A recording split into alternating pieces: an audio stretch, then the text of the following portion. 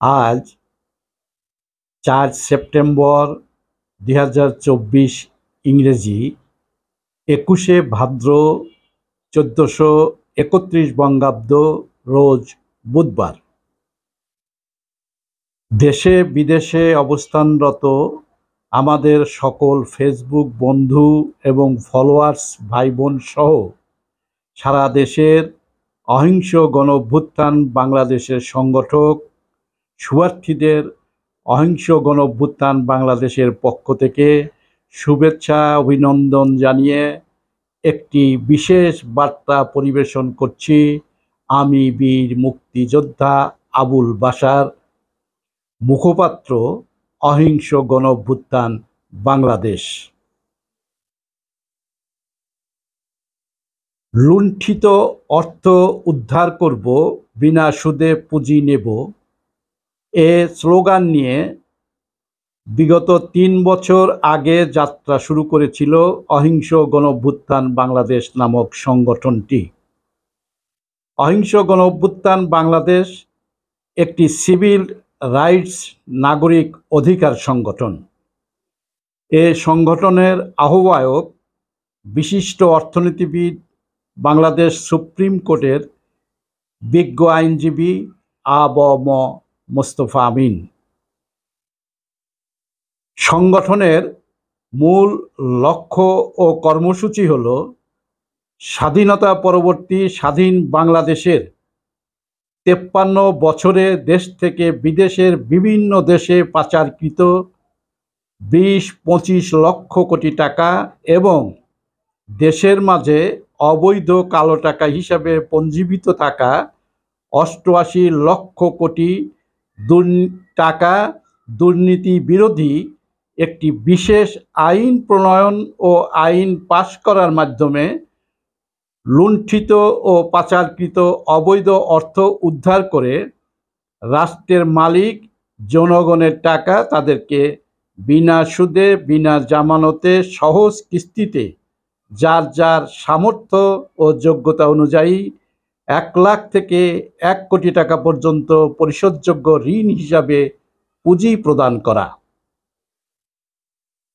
আপনারা নিশ্চয়ই জেনেছেন, অবৈধ অর্থ উদ্ধার ও গণমুখী বিনিয়োগ জাতীয় সংস্থা শিরোনামে অহিংস গণঅভ্যুত্থান বাংলাদেশ প্রণীত ও প্রস্তাবিত দুর্নীতি বিরোধী বিশেষ আইনটি পাশ করার দাবিতে গত 18 আগস্ট 2024 তারিখে ঢাকার শাহবাগে লক্ষাধিক জনতার সমাবেশ শেষে মিছিল নিয়ে পদযাত্রা করে বর্তমান অন্তর্বর্তীকালীন সরকারের প্রধান উপদেষ্টা প্রফেসর ডক্টর মোহাম্মদ ইউনূস সাহেবের কার্যালয়ে তার বরাবরে জমা দেয়া হয়েছে। অধ্যাদেশের মাধ্যমে 30শে সেপ্টেম্বরের মধ্যে আইনটি প্রণয়নের জন্য অনুরোধ জানানো হয়েছে। আইনটির রূপরেখা প্রণয়ন করেছেন অহিংস গণঅভ্যুত্থান বাংলাদেশের আহ্বায়ক জনাব আ.ব.ম মোস্তফা আমিন। আইনটির কাঠামোগত রূপদানে সহযোগিতা করেছেন বাংলাদেশ সুপ্রিম কোর্টের বিজ্ঞ আইনজীবী অ্যাডভোকেট তোবারক হোসেন। এ সংগঠনটি ভুইফোঁড়ের মতো রাতারাতি গজিয়ে ওঠেনি। অহিংস গণঅভ্যুত্থান বাংলাদেশ নামক সংগঠনটি তৃণমূল পর্যায়ের গণমানুষের স্বার্থ ও নাগরিক অধিকার রক্ষা ও আদায়ের সংগঠন। বিগত 3 বছরে সংগঠনের কর্মসূচি লক্ষ্য বাস্তবায়নে ঢাকার ধানমন্ডিতে অবস্থিত অহিংস গণঅভ্যুত্থান বাংলাদেশের প্রধান কার্যালয়ে দেশের তৃণমূল পর্যায়ের বিভিন্ন শ্রেণী পেশার গণমানুষকে নিয়ে 288টিরও বেশি কর্মশালা, রাজধানী ঢাকার বিভিন্ন স্থানে 9টি সংহতি সমাবেশ, সারা দেশের বিভিন্ন জেলা উপজেলায় 25টি বড় বড় সমাবেশ অহিংস গণঅভ্যুত্থান বাংলাদেশের পক্ষ থেকে করা হয়েছে। রাজধানী ঢাকার বিভিন্ন মহল্লায় প্রায় ৩ শতাধিক সংহতি সমাবেশ অনুষ্ঠিত হয়েছে অহিংস গণঅভ্যুত্থান বাংলাদেশের অন্যতম প্রধান সংগঠক জালাল উদ্দিন আহমদের নেতৃত্বে। সারা দেশে এবং রাজধানী ঢাকায় সংহতি সমাবেশের কর্মসূচি চলমান রয়েছে। এই কর্মসূচি করতে গিয়ে বিভিন্ন সময়ে বিভিন্ন স্থানে অহিংস গণঅভ্যুত্থান বাংলাদেশের কেন্দ্রীয় নেতৃবৃন্দ সহ স্থানীয় সংগঠকেরা হামলা মামলার শিকার হয়েছেন। এখনও রংপুর আদালতে সংগঠনের আহ্বায়ক, বিশিষ্ট অর্থনীতিবিদ ও বাংলাদেশ সুপ্রিম কোর্টের বিজ্ঞ আইনজীবী জনাব আ.ব.ম মুস্তফা আমিন, বীর মুক্তিযোদ্ধা আবুল বাশার সহ আমাদের 6 জনের বিরুদ্ধে একটি মিথ্যা মামলার দায়েরের প্রেক্ষিতে এখনও আদালতে হাজিরা দিতে হচ্ছে। আমাদের কর্মসূচি দুর্নীতির বিরুদ্ধে। বীর মুক্তিযোদ্ধা হওয়া সত্ত্বেও জালেম ও জুলুমবাজ শাসকদের হাত থেকে আমরা রক্ষা পাইনি। বন্ধুরা, অহিংস গণঅভ্যুত্থান বাংলাদেশের মূল কর্মসূচির লক্ষ্য বাস্তবায়নে সারা দেশে আমাদের 10,000-এরও বেশি নারী, পুরুষ, ছাত্রছাত্রী, স্বেচ্ছাসেবী মানুষ সংগঠক হিসাবে কাজ করছে। ইতিমধ্যে সংগঠকেরা পুঁজির জন্য ঋণের আবেদন স্বরূপ সারা দেশ থেকে 1,20,00,000 মানুষের পুঁজির জন্য ঋণের আবেদন ও আইনের প্রতি অনুসমর্থন সংগ্রহ করেছে।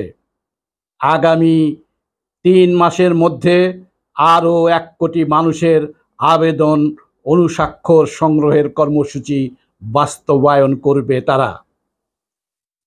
আপনারা ইতিমধ্যেই জেনেছেন, অধ্যাদেশের মাধ্যমে 30শে সেপ্টেম্বরের মধ্যে আইনটি প্রণয়নের দাবি ও অনুরোধ জানিয়ে গত 18ই আগস্ট 2024 ঢাকার শাহবাগে আয়োজিত লক্ষাধিক মানুষের সমাবেশ শেষে পদযাত্রা করে আইনের রূপরেখা বর্তমানের অন্তর্বর্তীকালীন সরকারের প্রধান উপদেষ্টা প্রফেসর ডক্টর মোহাম্মদ ইউনূস সাহেবের বরাবরে তার কার্যালয় যমুনায় জমা দেওয়া হয়েছে।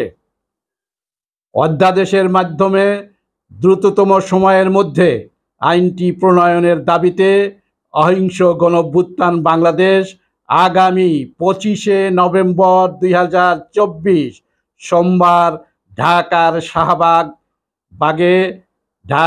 শাহবাগে সকাল 8 ঘটিকা থেকে অবস্থান কর্মসূচি করবে অহিংস গণঅভ্যুত্থান বাংলাদেশ।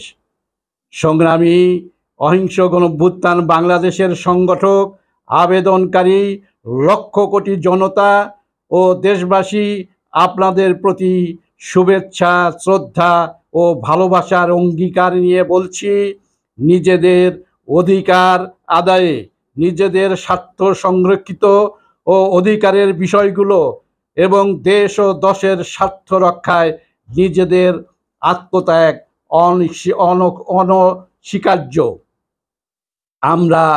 আপনারা আগামী 25শে নভেম্বর 2024 সোমবার ঢাকার শাহবাগে দলে দলে, হাজারে হাজারে, লাখে লাখে মানুষ জমায়েত হব। স্লোগান উঠবে, লুণ্ঠিত টাকা উদ্ধার করব, বিনা সুদে পুঁজি নেব। বিনা সুদে পুঁজি নেব, লুণ্ঠিত টাকা উদ্ধার করব। আমার টাকা আমি নেব, বিনা সুদে পুঁজি নেব। বিনা সুদে পুঁজি নেব, আমার টাকা আমি নেব। পুঁজি চাই, পুঁজি চাই, বিনা সুদে পুঁজি চাই। বিনা সুদে পুঁজি চাই, পুঁজি চাই, পুঁজি চাই। দুর্নীতি বিরোধী বিশেষ আইন পাশ করো, লুণ্ঠিত অর্থ উদ্ধার করো। লুণ্ঠিত অর্থ উদ্ধার করো, দুর্নীতি বিরোধী বিশেষ আইন পাশ করো। যে আইনের প্রতি গণমানুষের আস্থা, অবৈধ অর্থ উদ্ধার ও গণমুখী বিনিয়োগ জাতীয় সংস্থা। অবৈধ অর্থ উদ্ধার ও গণমুখী বিনিয়োগ জাতীয় সংস্থা যে আইনের প্রতি গণমানুষের আস্থা। আগামী 25শে নভেম্বর 2024 সোমবার ঢাকার শাহবাগের অবস্থান কর্মসূচি আহ্বান জানিয়ে এবং স্লোগান মুখর শাহবাগ অর্জন করার দাবিতে আমরা আইন পাশ করার দাবিতে আগামী 25শে নভেম্বর 2024 সোমবার সকাল 8টার মধ্যে ঢাকার শাহবাগ চত্বরে অবস্থান কর্মসূচিতে যোগ দিব। আপনারা দলে দলে আসুন, হাজারে হাজারে লাখে লাখে জনতার উপস্থিতি আমরা কামনা করছি। এই বলেই আজকের বার্তা পরিবেশন শেষ করছি। সবাই ভালো থাকবেন। খোদা হাফেজ।